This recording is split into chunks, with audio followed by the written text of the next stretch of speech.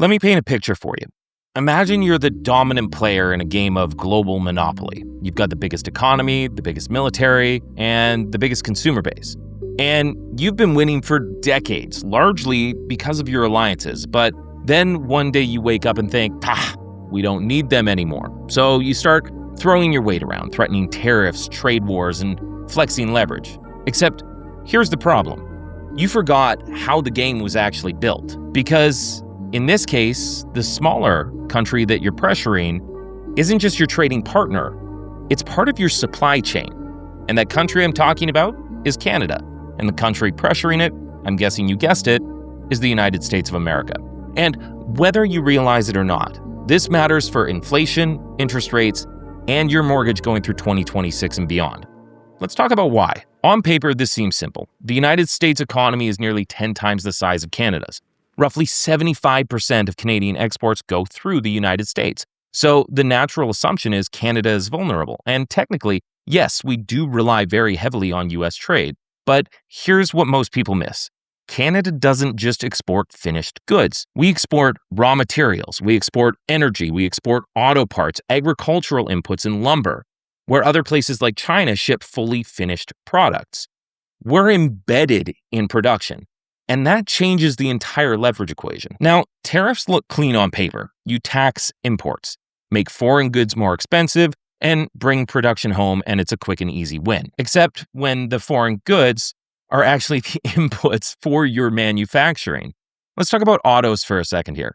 A component might be mined in Canada, processed in the United States, sent back to Canada for assembly, then shipped back to the United States for sale.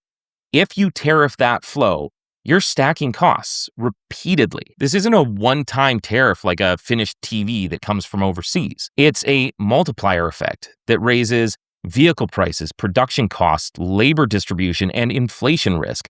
And we haven't even talked about oil yet. Let's talk about the big four household costs: energy, cars, food, and housing. That's where this all becomes real. The first one being energy.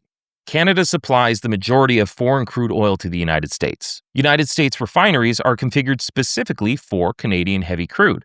Switching supply chains isn't just flipping a switch. It will take years. Tariffs or trade disputes? That shows up in the gas pump first. And fuel inflation is politically radioactive and affects virtually everything. Because find me something that isn't transported by something that runs on fuel. Then we look at automobiles. North America auto production is integrated heavily. Disrupt even one key part, one semiconductor bracket, one stamped steel piece, and entire assembly lines could stop. We saw this during COVID. Now imagine adding tariffs and border friction on top of that. Vehicle prices do not need another reason to go up. We all know this, but they would, and they would go up fast. Another thing is food and fertilizer. Canada exports agricultural products, but more importantly, we export fertilizer inputs. If that supply tightens or costs rise, farm production costs rise as well. And then food inflation moves quickly, and food inflation wins or loses elections, especially when you tap on gasoline prices increasing, pushing the cost of food up further. You can see how it's a bit of a vicious cycle and a bit of a spiral. And finally, there's housing. Canadian lumber is foundational for U.S. home building. We've seen softwood lumber disputes before. What happened? Housing costs rose, domestic builders complained, political pressures mounted, and tariffs softened. Because tariffs sound tough until voters notice that their mortgage payments and house prices are going up because they're not building enough houses. And then, of course, they can't afford to eat and all these other different things. And then the pressure gets put on the politicians to adjust these tariffs to make their costs of living easier. Now, let's not pretend Canada is immune here. We are deeply exposed. A full-scale trade war hurts us. It pushes up costs, it pushes up interest rates, makes everything a little bit more painful. But here's the strategic nuance. Canada doesn't necessarily need to win. This isn't about economic dominance. It's about who feels the impact fastest and hardest. And when it comes to integrated supply chains, consumers always feel it first. They're going to feel it before politicians, before negotiations, and before policy changes. So why does this matter for you, the Canadian homeowner or Canadian looking to buy a house in the next year or two? Well, it's because tariffs on integrated supply chains create inflation. And inflation influences bond yields, Bank of Canada policy, mortgage pricing, and all these other different things. If trade friction spikes construction costs, vehicle costs, food costs, fuel costs, that's going to feed into the CPI. And even if inflation is initially supply driven, the bond market is going to react to it. And when the bond market reacts, fixed mortgage rates move. So if the bond market goes up, fixed rates go up. Bond market goes down, fixed rates, you guessed it, they go down. Now, we already saw bond volatility during the previous tariff scares. And if geopolitical trade tensions escalate, you're going to want to expect to see volatility first before any cuts or hikes, because those will come second. The volatility is what hits borrowers the hardest because you don't know what's going to happen. Are rates going to go up? Are they going to go down? There's no real way to tell because it's also very uncharted territory. We've never had something like this at this scale. So to say that, oh, the trade war's happening, rates are going to go up, well, that's not accurate. To say, oh, the trade war's happening, the economy is going to tank, the rates are going to go down, that's no guarantee that's going to happen either. Now, when we look at what's happening with our economy, yes, we did see the bond market go down. Yes, we have seen downward pressure, but we're also seeing the chartered banks say that rates are going to stay flat or increase.